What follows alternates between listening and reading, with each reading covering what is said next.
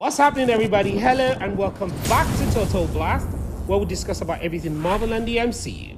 It's the episode that we have all been waiting for, the final episode of She-Hulk Attorney at Law Season 1.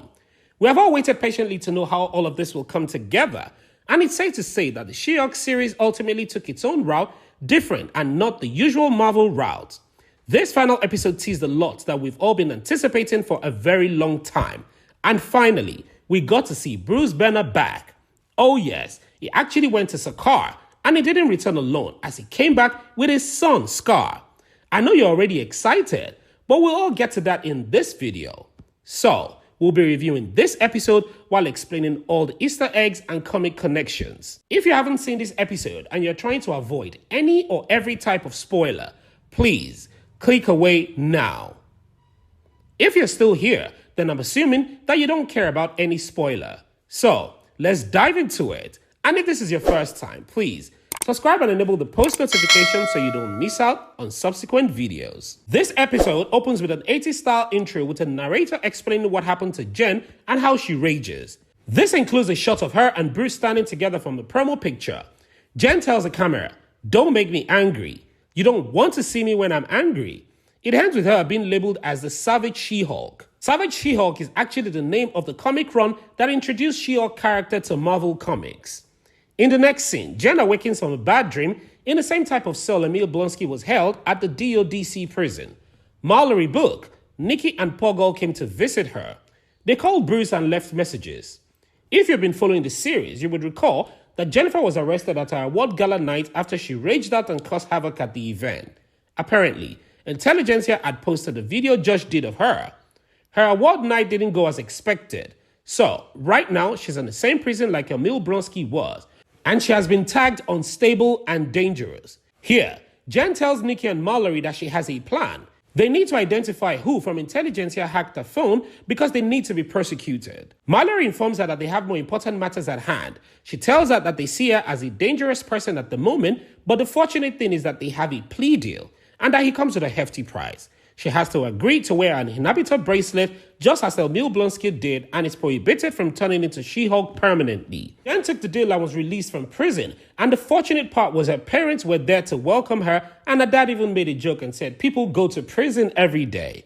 She finds out that she's been relieved of her duties by GLK and H, and the next scene cuts to where we see Jennifer and Nikki clearing out her belongings, and Nikki tells her that she will continue working at GLK and H because the pay was good. Scene then cuts to Jennifer's house, where we see all news outlet reporting on the She-Hulk matter, and we see a lot of reporters stationed outside of her house. And ultimately moves back in with her parents, and in her old bedroom, there is a poster for Legally Blonde on the back of the door. Nikki comes over and tries to help Jennifer figure out who runs Intelligentsia. They created a poster board of all sorts of leads, but so far all they found are dead ends. Nikki said that Intelligentsia is made up of dumb dudes, and eventually one of them is going to slip up. We also see Dennis Bukowski, who has made his way to the news to talk about his prior relationship with Jen. Bukowski, the lawyer from the DA's office, was seen giving an interview claiming that he dated Jen. He claims that she was a psycho before she got her superpowers. Jen's mom, Elaine, comes over to the girls with some snacks and also a video Nikki might want to see. It is a video of Jen dancing around in her pajamas while at college. Nikki finds it quite funny and Elaine transfers it into her phone. The scene then cuts to Jen in her room with her mom's voice overheard from a distance asking her to move the bookcase for her, that she wants it closer to the window. Jen replies no. Then her mom says, "Oh right, you can't be Girl Hulk anymore." Then Jen replies her mom saying, "It's She-Hulk." Jen faces the camera and speaks to the audience about not being a reluctant superhero. Jen brings out her phone to text Bruce, but he didn't deliver. Then she sends another text to Emil, and it doesn't go through either. She then decides to go visit Emil. Arriving at summer twilight, Jen is greeted by Wreckers, who set her up in the guest room. Later, offering her some tea. Wreckers mentioned that Jen will probably have a lot to talk about in the group tomorrow, but Jen doesn't really want to go to the group. She just wants to speak to Emil. Meanwhile, Nikki is on her own little journey. She uploads the embarrassing video of Jen dancing in college to Intelligentsia, and like wall clock, Hawking reaches out to her. There is a private meeting tonight and Nikki should come. Only one problem. It's only for guys. She asks Pog to stand in for her. Pog and Nikki arrive at the scene. It's Emil's ranch. The event also has the merchandise with a bummer stay on it. Pog isn't so sure if this plan was going to work, but Nikki was on top of it. She then puts her earbud into Pog's ears and she says she's going to be there talking to him all night. Also, it is very important that Pog blends in. Pog goes into the meeting room and mingles around with the rest of the bros, who complain about the fact that there is now a She-Hulk. One of the men also bring up the Lady Thor. Lady Thor is actually a callback to Thor Love and Thunder, referring to Dr. Jane Foster, who now yields Thor's broken hammer Mjolnir that transforms her into the mighty Thor as well. Todd Phelps is also at this event and immediately recognizes Pog. Everyone starts to bash the She-Hulk. Todd reveals that he's Hulk King and that he created Intelligentsia. We were actually right after all. Todd welcomed Pogs into their world and they start going on a rampage on how She-Hulk wouldn't even have powers without the Hulk. The way Todd sees it, superpowers should go to the person best suited for the job. While addressing the room, Todd is so proud that he shows everyone that She-Hulk is a monster and that he's just getting started. Also, there's a surprise guest here. Guess who? The Abomination. Back at where Jen is, which is coincidentally also the same location for this meeting, Records tells Jen Emil is down in the lodge for a special event. Jennifer decides to go find him. Emil enters to cheers and claps in full Abomination mode. And don't forget, he promised never to do this anymore. Fortunately, this is the exact moment Jen enters the room. He gazes up at Emil, shocked to see that he had transformed into Abomination. Also, Todd is shocked to see Jennifer.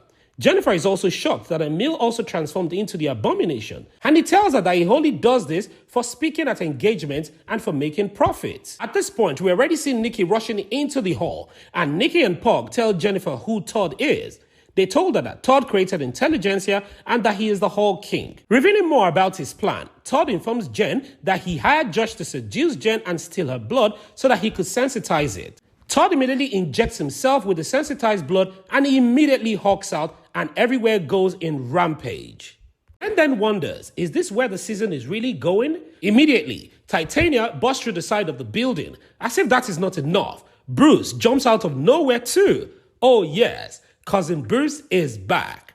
As Todd lodges at Jen, Abomination scoops her out of the way.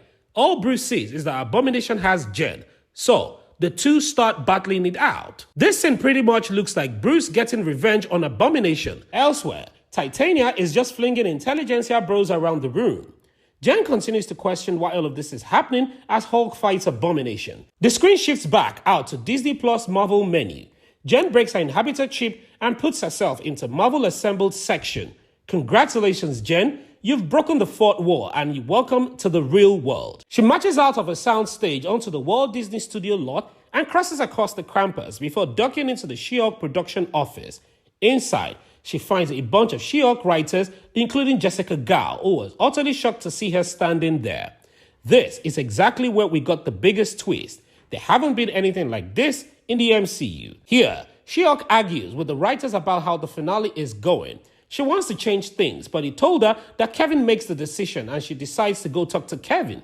They all laughed at her and they said that will never happen. Jen exits the room and walks onto the main office to go talk to Kevin. The Marvel Studio security officers are no match for She-Hulk as she easily picks them off one by one, passing through the hallway and makes her way into the little chat room with Kevin. Finally arriving at a closed-door off space, Jen finds a room full of monitors as the Marvel Studios fanfare blare in the background. What are we watching here? Thor, Ragnarok, Avengers Endgame, Black Panther. Jennifer is left utterly stunned. That moment was when Kevin dropped from the ceiling. Sorry, Kevin. It stands for Knowledge Enhanced Visual Interconnectivity Nexus. Obviously, it turns out that Kevin is the one who has been making all the behind-the-scenes decisions and he'll answer all the questions. But first, she has to change back to her regular self, off camera, because the special effect team has already moved into another project, Black Panther Wakanda Forever, which will be in theaters on the 11th of November 2020, and tickets are already on sale. Here, Kevin starts talking about how it's the most advanced intelligent algorithm in the world, and because of this, it can produce near-perfect production. Some are better off than others, but he leaves the debates to the internet. And just because Jen showed up doesn't mean that she can start giving Kevin inputs. But this is Jen's show. Considering she's a lawyer and she's a She-Hulk lawyer, she would like to give Kevin her closing argument. She gives a closing argument about why the finale needs to change. She questions the Marvel Cinematic Universe formula and says that it is distracting her from her actual story. that her life is actually falling apart. Kevin is actually willing to hear her out. He wants to know what she has in mind for the She-Hulk finale. Kevin listens to her idea and gets rid of Todd having Hulk powers. Kevin argues that Bruce was supposed to return and explain what he's been doing at Sakaar. Immediately, she tells him to save it for the movie. We all know that Kevin wanted to say Sakaar.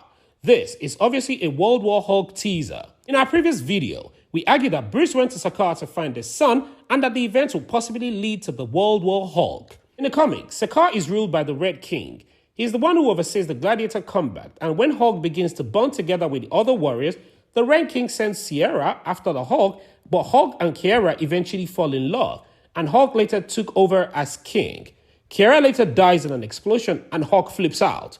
He declares war on the Illuminati and essentially all of the Avengers, which is how the World War Hulk plot develops. He accuses the Earth heroes who exiled him to Sakaar for being the reason for his son's loss.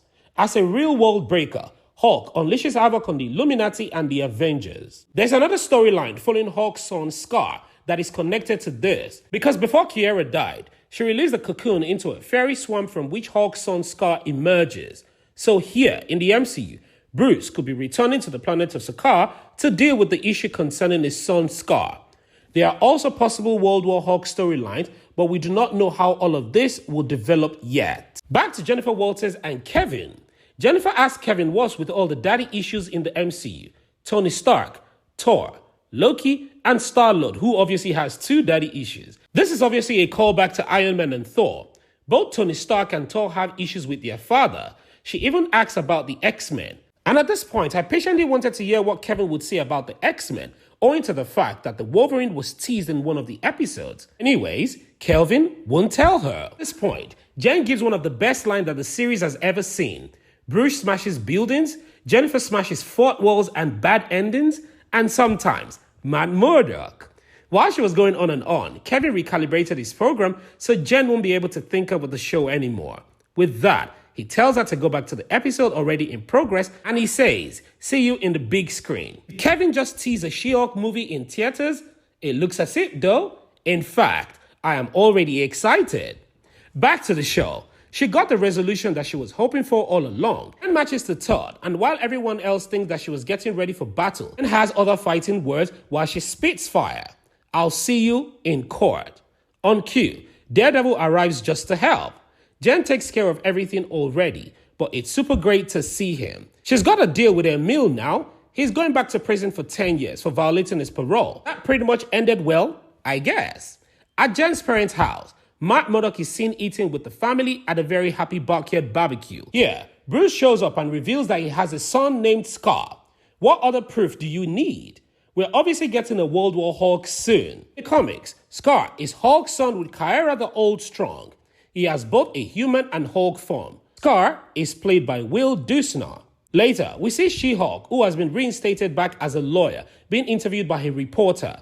The reporter asks her if she has a message for Todd. She says, "The message we're sending is that if you attack, harm, or harass innocent people, I'm coming for you." When asked if she means in a courtroom or as a superhero, Jen pauses for a second before answering, "Both." If you remember, this particular advice was given to her in the previous episode by Matt Murdock. This is pretty much how the episode ended, apart from the post-credit scene, where we see Emil Blonsky being broken out of prison by you-know-who, Wong of the Mystic Arts. And that concludes our coverage of She-Hulk.